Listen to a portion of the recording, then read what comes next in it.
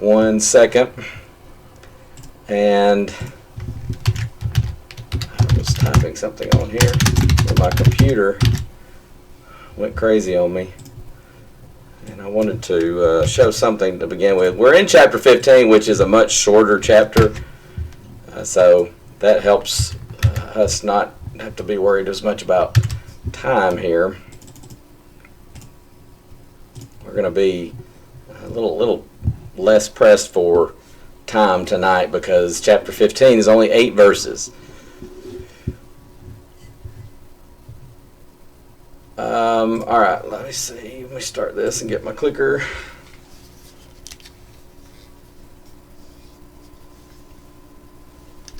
I want to mention something here. Oh wait, you're still looking at me. I'm still getting used to using this. I love this setup. It's very convenient. It just takes some getting used to. Let me show you the desktop capture view here. Somebody sent this to me the other day, and I got a question about this today that was submitted. By the way, if you have questions tonight on what we're covering, you're probably going to have to text them. If you can't text, or if you don't have my number, I know some people do. I've got a buddy, he just puts his phone number out there on Facebook.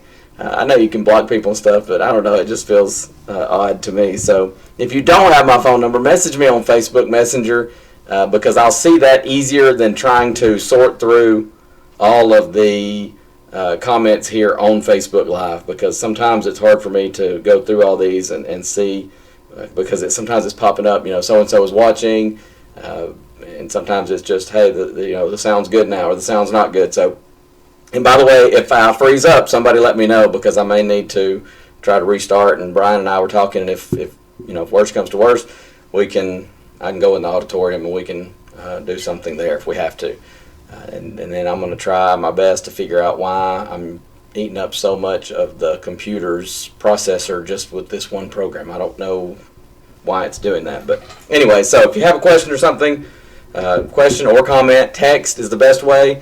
If you don't have my number, message me on Facebook Messenger. I know some people watch regularly, and if you message me on Messenger, I don't mind giving my phone number. I don't really want to just throw it out there for the world. And there's always the email address, info@bremencofc.org. But as you can see on the screen here, I am sharing the screen, yes. Somebody sent this to me, and I had a question this afternoon and said, well, how do you deal with people that say, well, look, here's this coronavirus.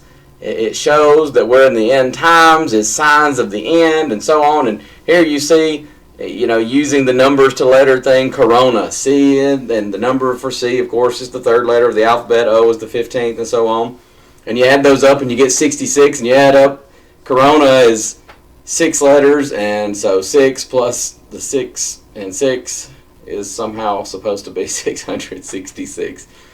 I hope you don't need me to tell you that that's some pretty serious mental gymnastics to come up with that. This is what people will do with the book of Revelation. I don't know how to explain it. I just know that this is what sometimes people will do. It is completely forgetting what was said in the early part of the book. In fact, it's just in chapter 1. Let me move over here. I think that will work.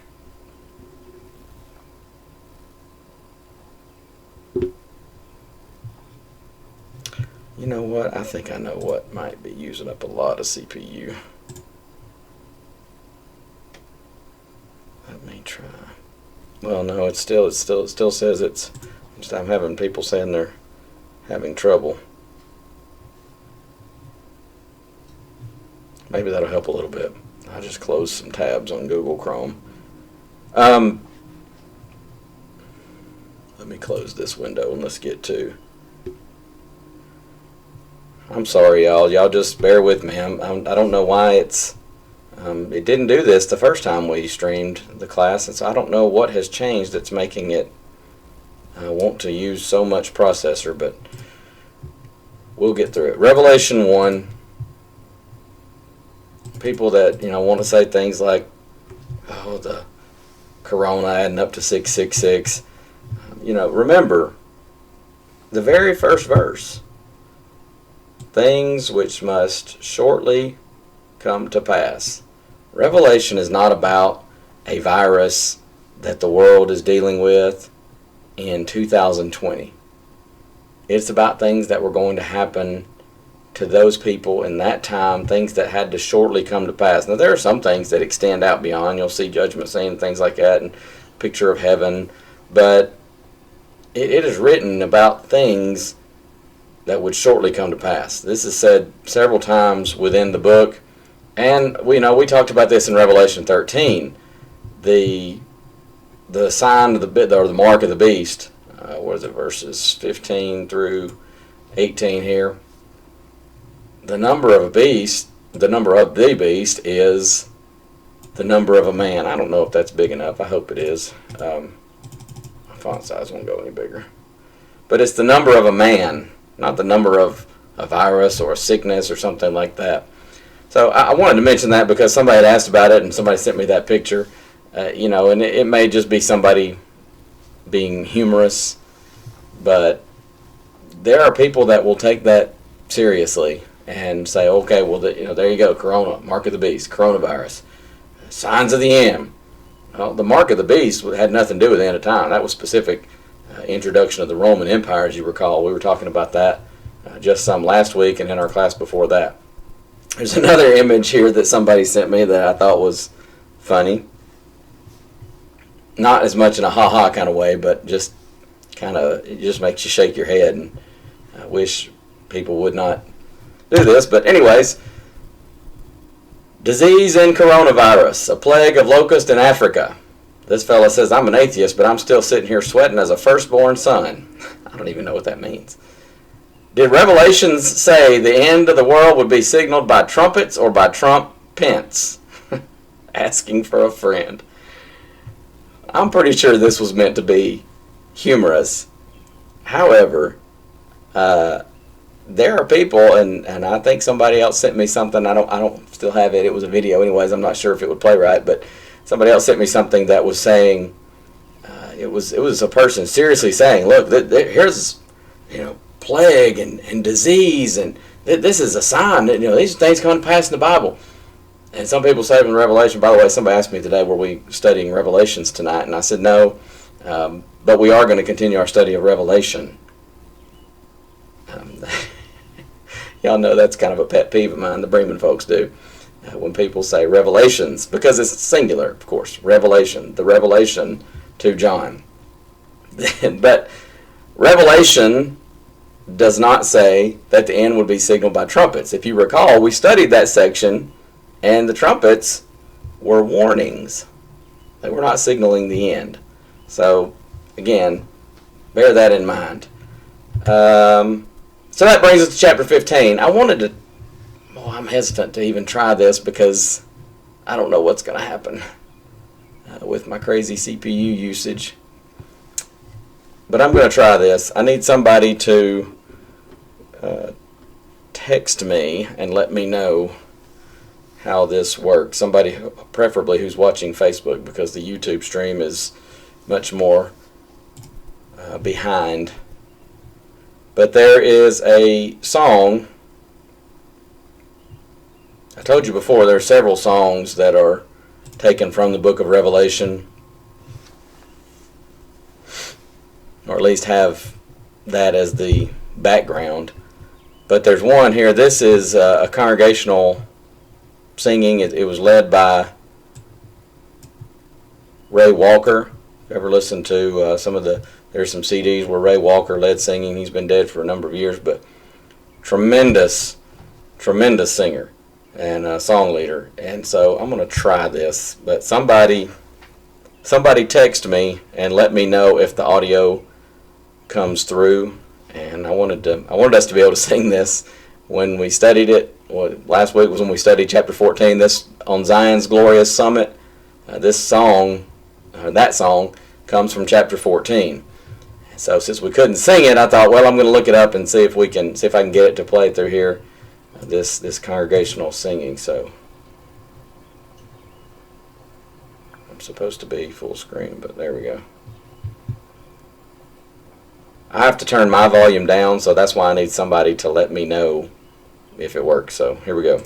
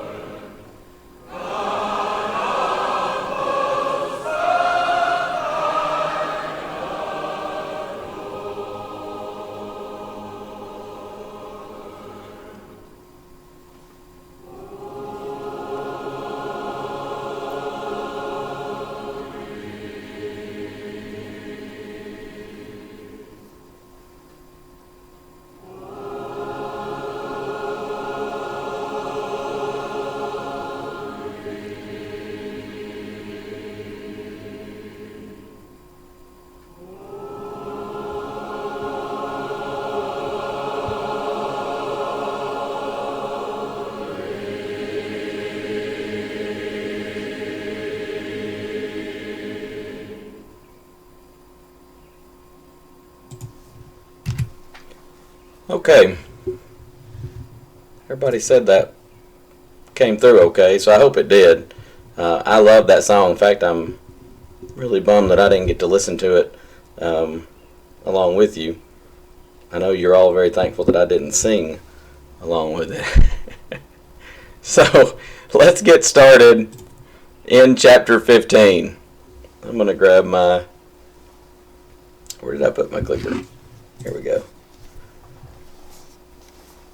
Alright, so chapter 15. As I said, this is a short chapter, so I was able to I don't know why I didn't think of last week of doing the song that I wanted to do and getting a YouTube version of that. That is a tremendous song, and I love that congregational a cappella version of it. It is wonderful. And I didn't think to do that last week, but it actually worked better this week because chapter 15 is so brief that it's introducing, of course, the 7 bowls. King James has vials of wrath. I don't have my Bible. It's behind me here.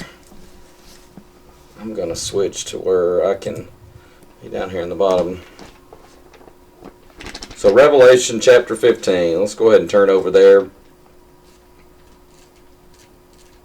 I thought about using my Bible software, and I may still use that some, but it's easier to operate the PowerPoint when I stay within the PowerPoint. So as we've always done, I want to review, and again, this being a short chapter, that gives us an opportunity to, I gotta click back to the PowerPoint here. It gives us an opportunity. Somebody texted me last week and said, hey, I feel lost. So if you have questions, if you're feeling lost, please let me know. I want to make sure. I know some of this we've had to have. It's just kind of the way it's worked out. We've had to have long breaks in between, but I don't want somebody to be lost. If whether it's something I need to, it may be that if you're lost, other people are lost, and I need to go back and, it might be something we need to review or clarify, remind ourselves of. But even if it's just one person, I want to make sure everybody is on the same page and understanding what the book is teaching. I think we all understand the big picture of victory for God's faithful, but we want to understand the book, and that was why we entered into this study. A lot of people said they wanted to understand it. So please let me know if you have those questions or whatever, and as we always do, we'll start our chapter with a review of where we've been up to this point. Chapters 1 through 3 are the letters to the 7 churches. Of course, chapter 1 is introductory remarks. 2 and 3 covers those letters to the 7 churches. Those are the immediate recipients. What comfort does a first century suffering saint get from John prophesying about coronavirus, or Trump and Pence? That goes back to what we talked about in the beginning. That's not comforting to them. That means nothing to them. So you got to remember these things, what the book is about. Things which must shortly come to pass. I know a lot of people are talking right now about, the coronavirus. This is a sign. It's not.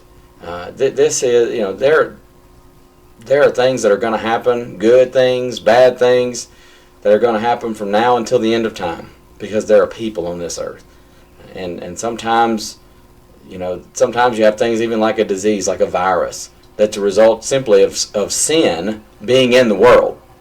The world will never be perfect, again, as far as free from sin, free from disease rather, and things like that. That's just part of living in a fallen world. So every time there's this problem or that problem, somebody wants to take it somehow and do the math and come up with a way to make it 666.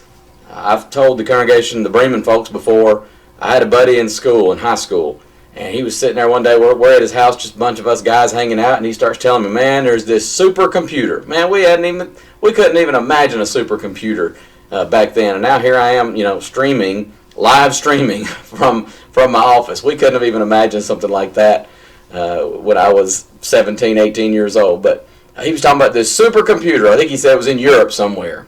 And man, it was you had to have permission from this computer. You had to have credentials to do anything, to buy, to sell, to participate in pretty much anything in the world. There was going to be a one world government. And do you know what they call that computer? He says, the beast. They call it the beast. It's the beast, 666, and they had some kind of numerology that made it come out to 666. People are always going to do that, but that's not what this book is about. In fact, the number of the beast, we talked about last week, in one class before that, is the number of a man. It's not even one specific being. It's not one specific computer or whatever. It's the number of a man who falls short, who would seek to be something that he's not, nor will he ever be. In that case, in the immediate context of Revelation, of course, that's Roman emperors. They're false. They set themselves up as a god, but they're not God. They never have been, never will be. They could not possibly be. In fact, they fall short, they fall short, they fall short. 666. It's short of perfection. It's short of completion. It's short of perfection. So, bear that in mind. And that's why we say, that's, if you want to know how to deal with people when they say that, that's what I would point people to, is the very first verse of the book, things which must shortly come to pass. Chapters 4 and 5. Chapter 4, John sees this vision. He's not seeing into heaven. He's seeing this vision of the throne room of God. And there are these living creatures there, of course. There's no one found worthy to open the scroll, but then the Lamb is found, chapter 5, who he alone is worthy to open the scroll. Of course, the Lamb is Jesus, the Christ. Chapters 6 and 7. You have the first 6 seals opened in chapter 6. The closing question of chapter 6 is, who can stand? And chapter 7 answers that question with an interlude where God's people are sealed. And I've said this before, people get so concerned about the mark of the beast. We need to be more concerned with being marked by God, to be His.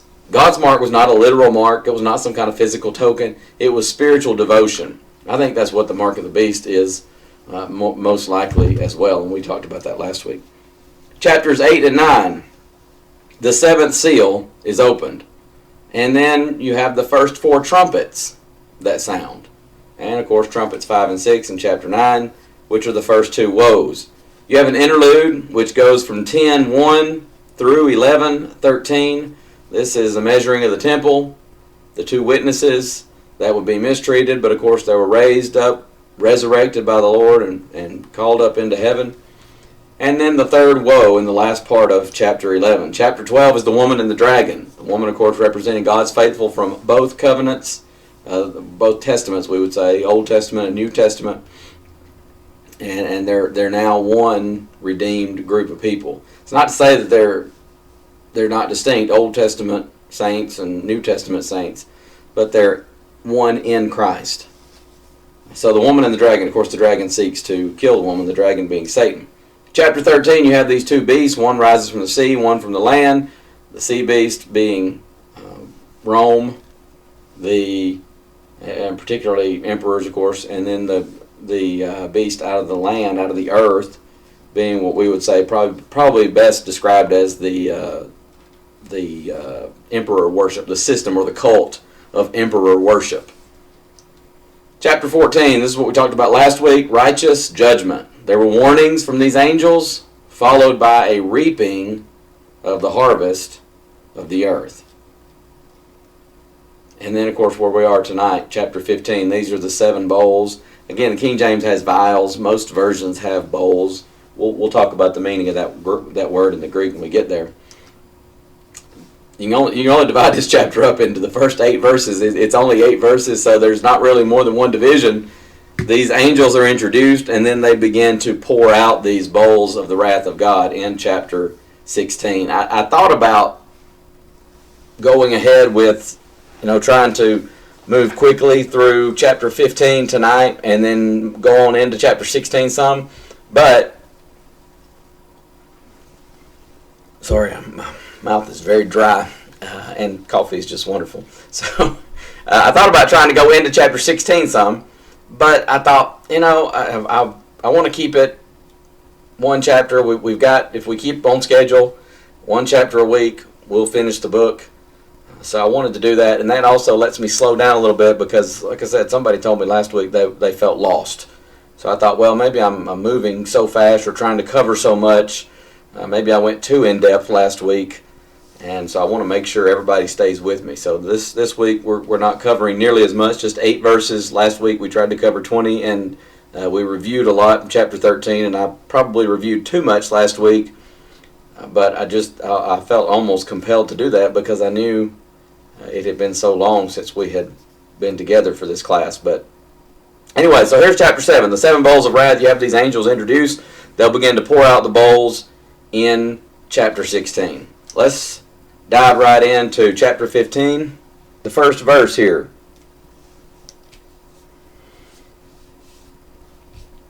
Oh wait, I've got a few intro remarks here. I was wondering why I didn't have verse 1 coming up on the screen. I forgot what I did here. There are similarities, of course, between the trumpets from chapters 8 and 9 and the bowls of wrath, but what you're going to find is that there are also some very marked differences as well. And Homer Haley in his commentary spends a lot of time on that. I didn't for tonight because I knew I wanted to slow down a little bit and not get as in depth, because really, I don't want us to miss the big picture. This is introducing those bowls. They're very important in the scheme of what's going on in Revelation, but don't miss the big picture. They are being introduced here in this chapter, and really, you could just as easily have had chapter 15 be one bigger chapter of about, I don't remember what 16 is. Is it 20 verses? 21. So you could add chapter 15 just be, 29 verses, because it all really goes together. Previously, in the previous visions, what we saw was a contrast between the condition of the wicked, the judgment of the wicked. That would be contrasted with the victory and the joy of the saints. You see that over and over again, and hopefully you recall that from those other visions. First, you have the sealing of the saints in chapter 7. Their prayers go before God, chapter 8, verses 3 through 5. Then the trumpets sound. And so you have the sealing of the saints. They're sealed, they're safe. Who can stand is the closing question, right, of chapter 6. Well, here's who can stand. Those who are sealed by God, marked as His. Their prayers go up before God. God is not deaf to their prayers, of course. And then the trumpets sound a warning. So that's the contrast, the condition, the judgment, warning to the wicked. Again, we saw this last week in chapter 14. We see the redeemed host. On Zion's glorious summit stood a numerous host redeemed by blood. They hymned their king in strains divine. So you see the redeemed host on Mount Zion. They're praising God. They're worshiping God.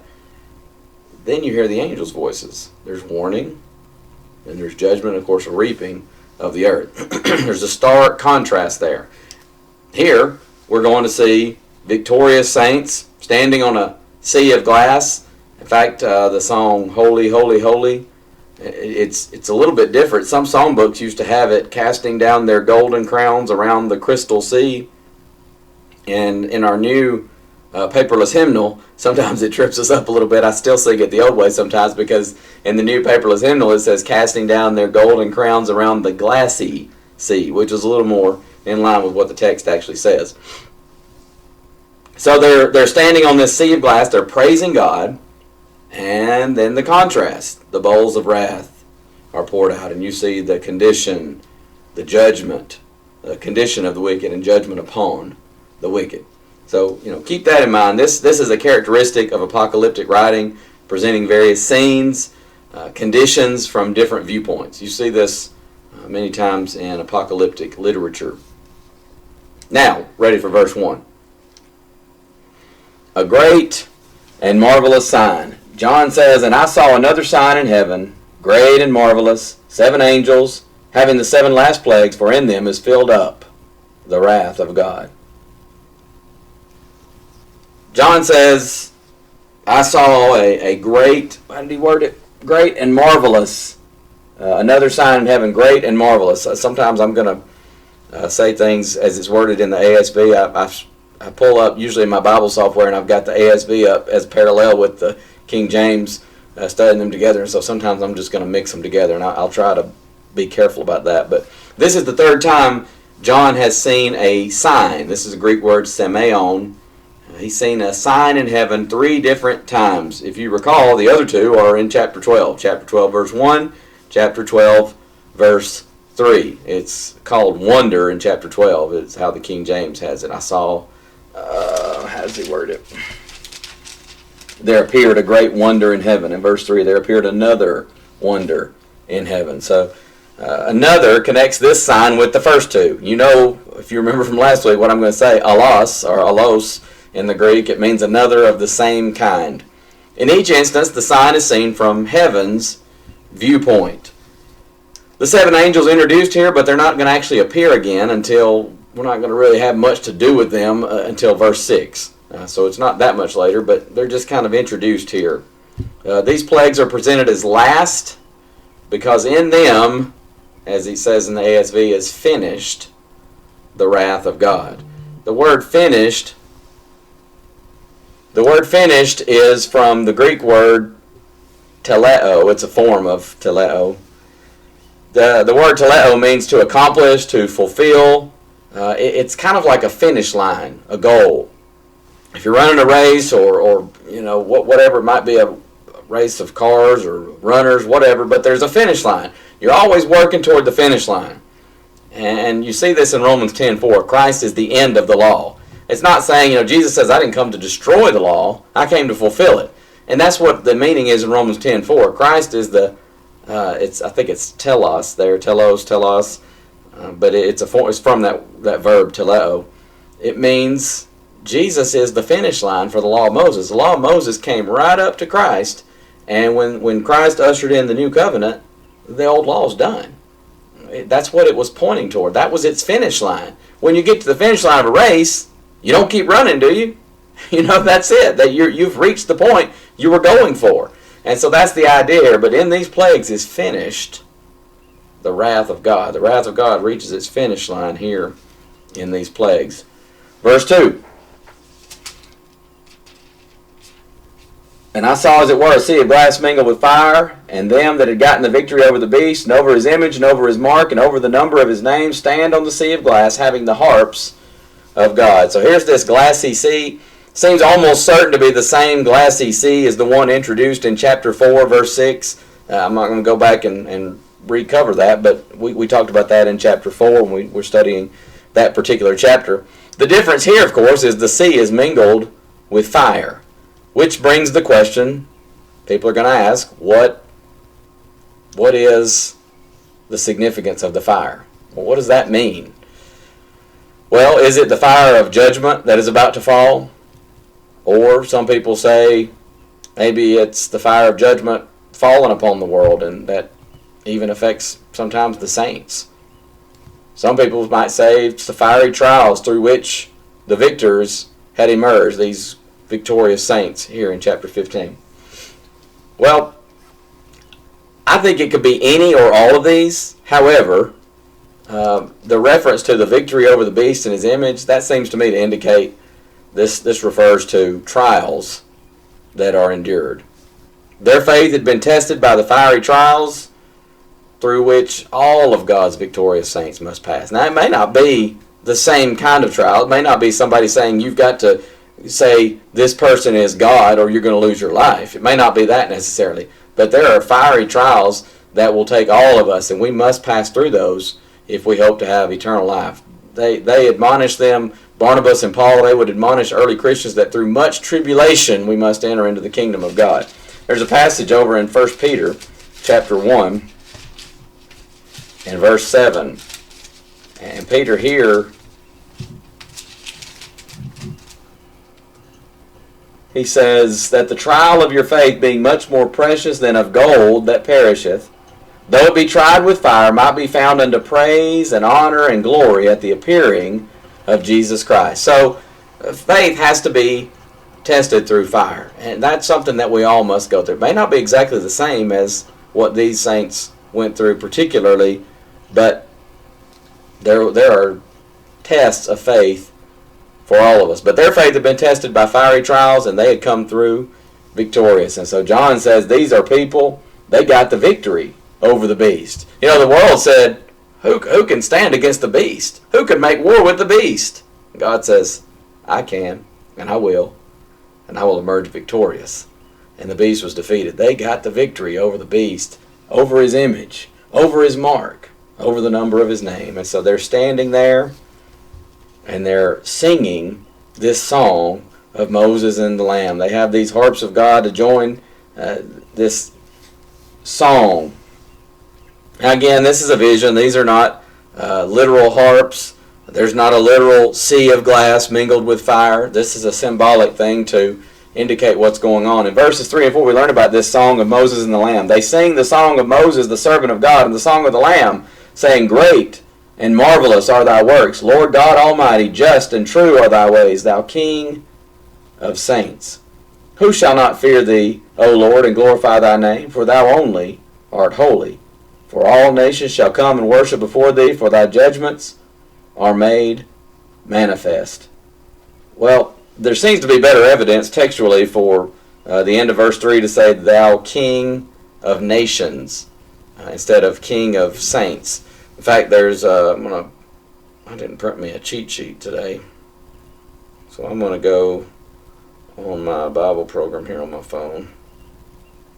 I think I've got the verse on here.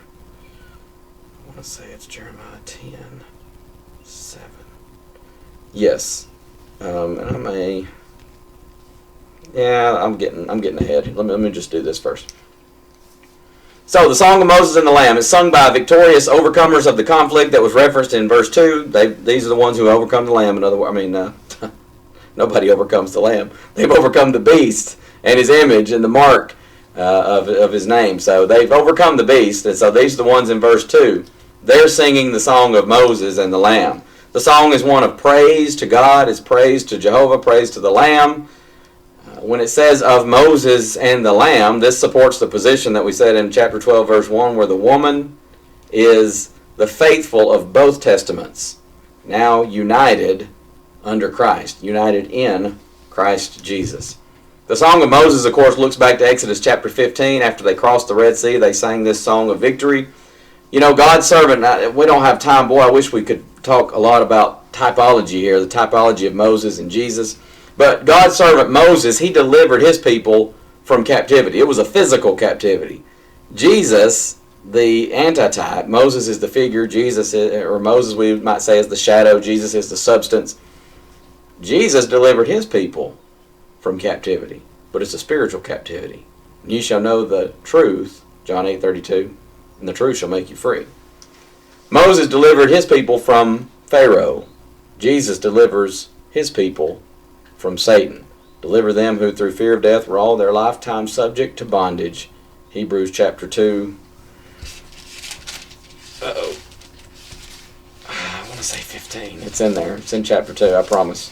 If you look in Hebrews chapter 2, you'll run into it, but now I'm curious. Hebrews chapter 2. Is it 15? Yes. Verse 15. Now, the song praises and glorifies God and magnifying his eternal greatness.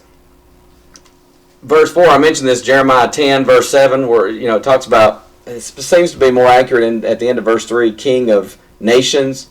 And the reason I think that that's probably more accurate is from Jeremiah, there's a parallel here in Jeremiah 10:7. Who would not fear thee, O King of nations? For to thee doth it appertain. For as much as among all the wise men of the nations and in all their kingdoms there is none like unto thee. And then I got another cross-reference here to Psalm 86. Is that right? 86? Verse 9. I feel like that's a typo. Nope, that's right. All nations whom thou hast made shall come and worship before thee, O Lord, and shall glorify thy name. The word holy here is not hagios or hagios, depending on how you want to pronounce that, as you typically see when it talks about Christians are to be holy, hagios, set apart. This word is hosios or hosios. It means sacred or religiously right. And so that's why it says only God is holy in that sense, ultimately holy. Only He is 100% sacred, 100% religiously right, sinless, perfect. That only describes God. God calls us to be holy in the sense of set apart, different from the world, not blending in with the world, but only God Himself is holy in that ultimate sense. Verses 5 and 6. I split these up because I just ran out of room on the slide. And after that I looked, and behold, the temple of the tabernacle of the testimony in heaven was opened, and the 7 angels came out of the temple, having the 7 plagues, clothed in pure and white linen, and having their breasts girded with golden girdles. So in verse 5 here, the Holy of Holies is opened. Sometimes we call it the most holy place. After these things, this phrase appears 7 times, by the way, in the book of Revelation. It always introduces a new and emphatic point. These angels are coming out of the most holy place, the presence of God. John's vision here, it's not Solomon's temple. It's certainly not Herod's temple. He's actually, in this vision, he's seeing what would go all the way back to Exodus. They built in the latter part of Exodus. The tabernacle was built and set up, and of course, it wasn't just what this summer will be. I think 2 years ago we did that as our VBS. We had a model of the tabernacle, and so that's what he's seeing here in this vision.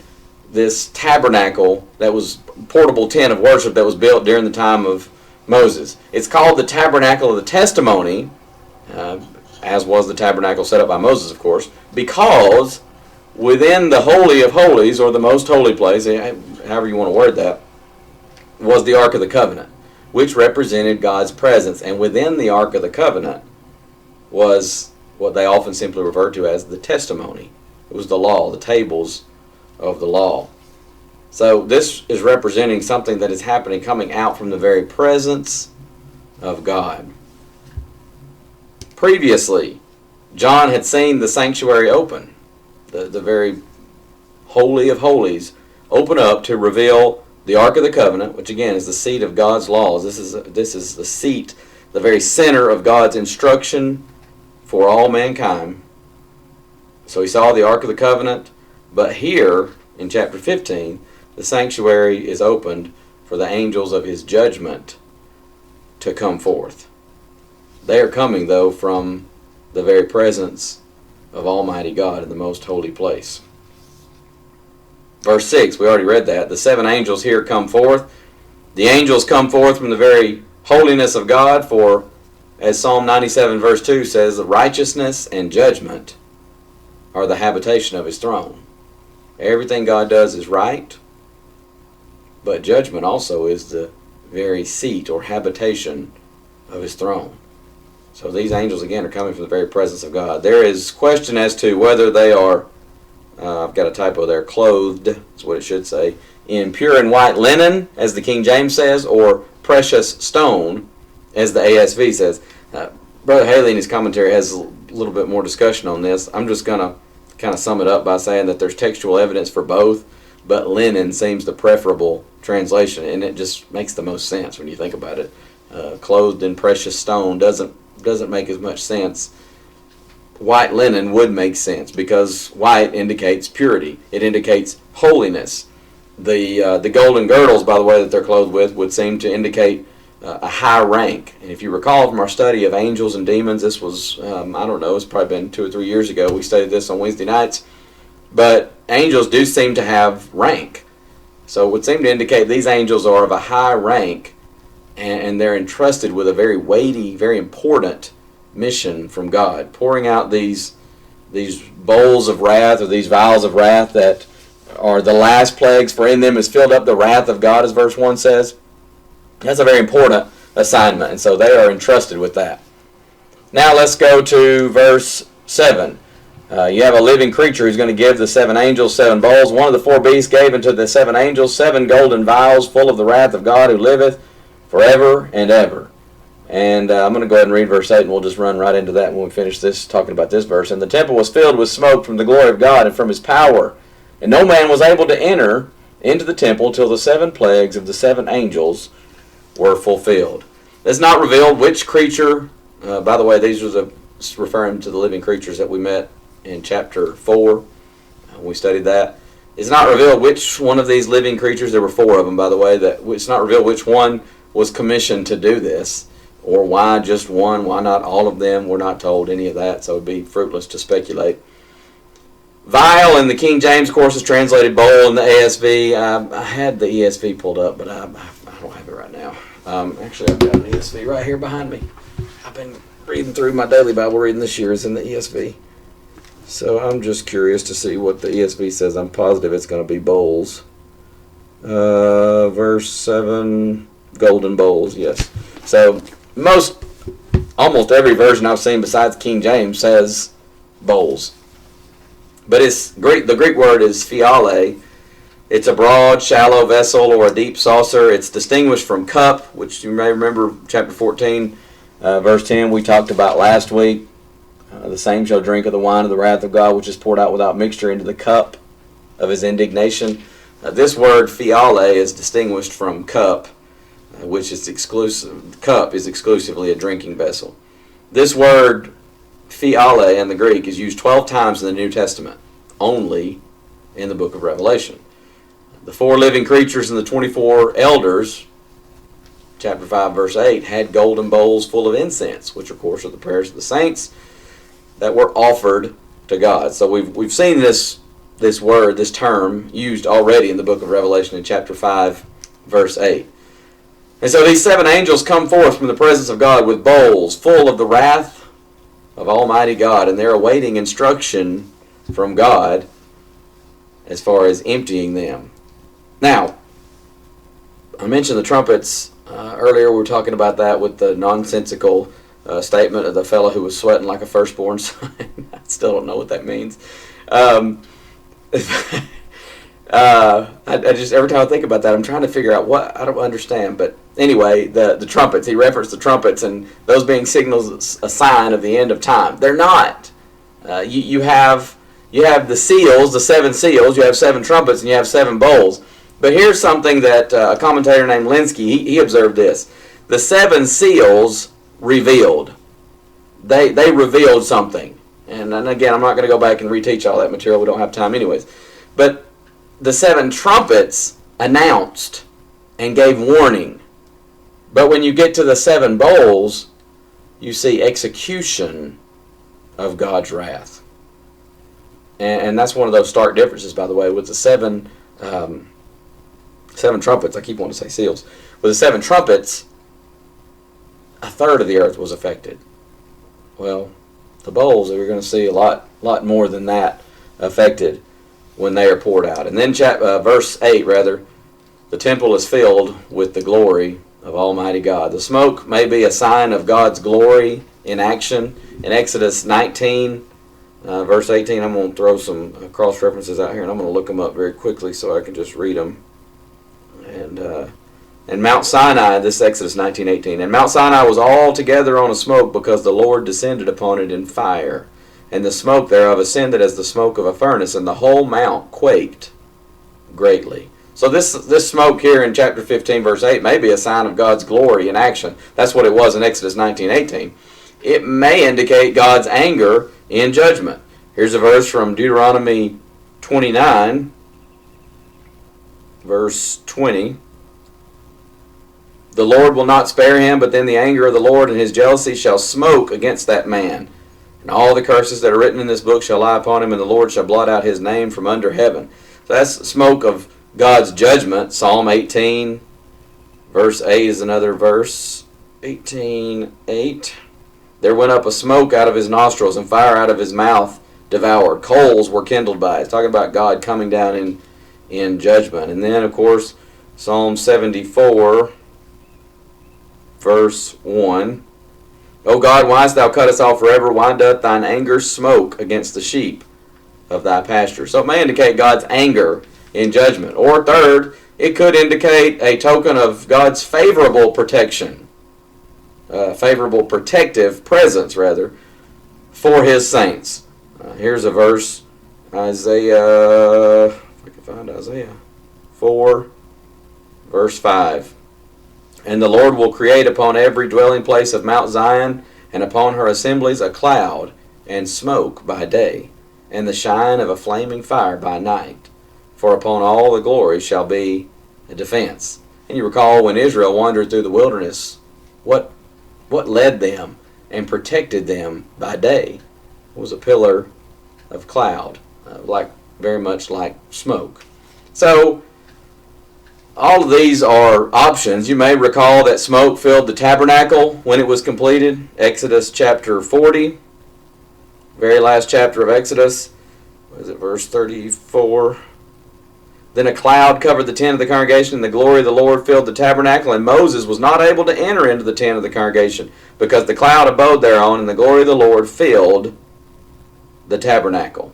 So you see that with the tabernacle. You see this again in 1 Kings chapter 8, when Solomon has finished the building of the magnificent, splendid temple of Jehovah.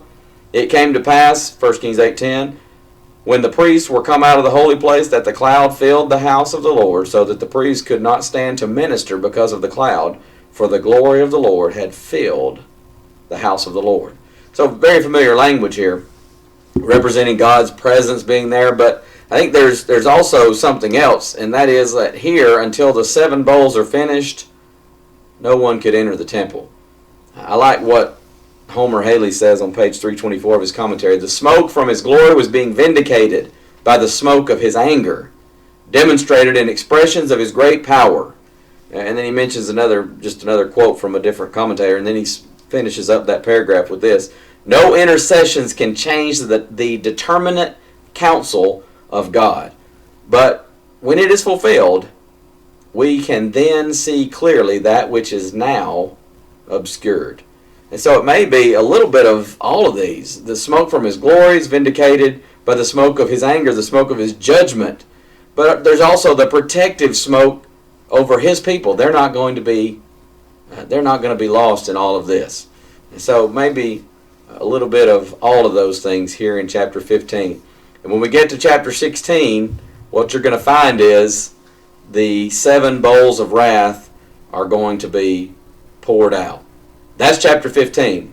Not a whole lot there as far as in-depth study. It's introducing the 7 bowls of wrath that are going to be poured out in chapter 16 and even going forward.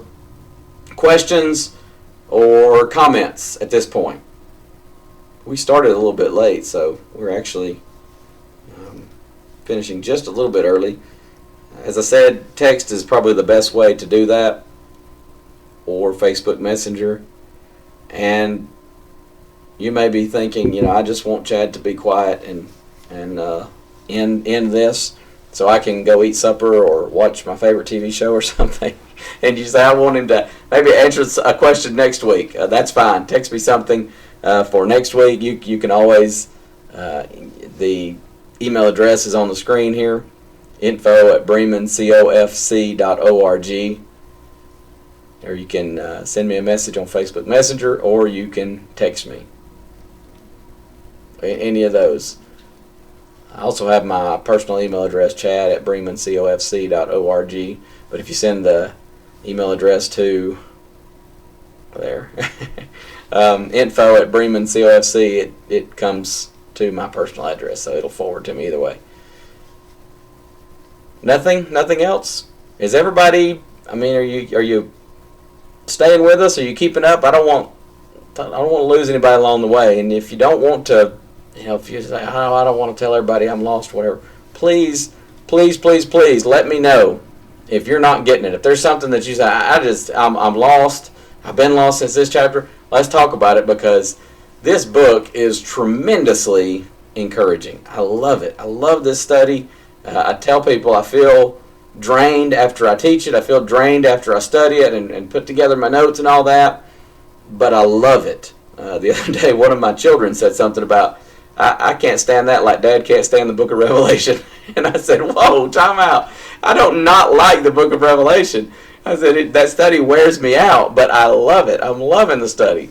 And I hope that you are too. So if you have any questions, if you have any comments, anything at all, please do make that known to me.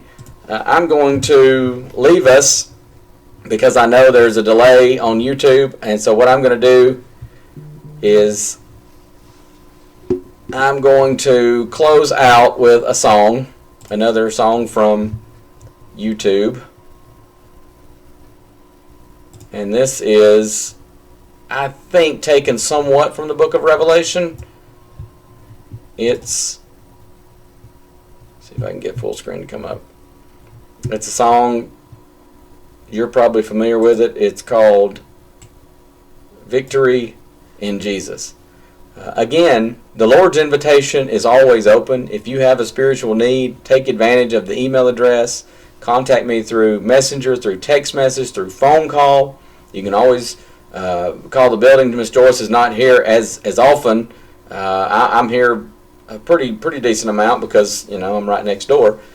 But if you want to call, I would probably call my phone or message me on Facebook Messenger or text me or through email. But if you have a spiritual need, if it's just a prayer request for strength, for encouragement, or if there's something that you need to make right in any way, we want to help you to do that. So for the Bremen family, I love y'all. It was great to get to see some of our young folks last night on a Zoom call, and I'm still learning to use that a little bit, but I think that's going to work well for us to be able to do some more stuff and spend some time together that way and do some Bible study.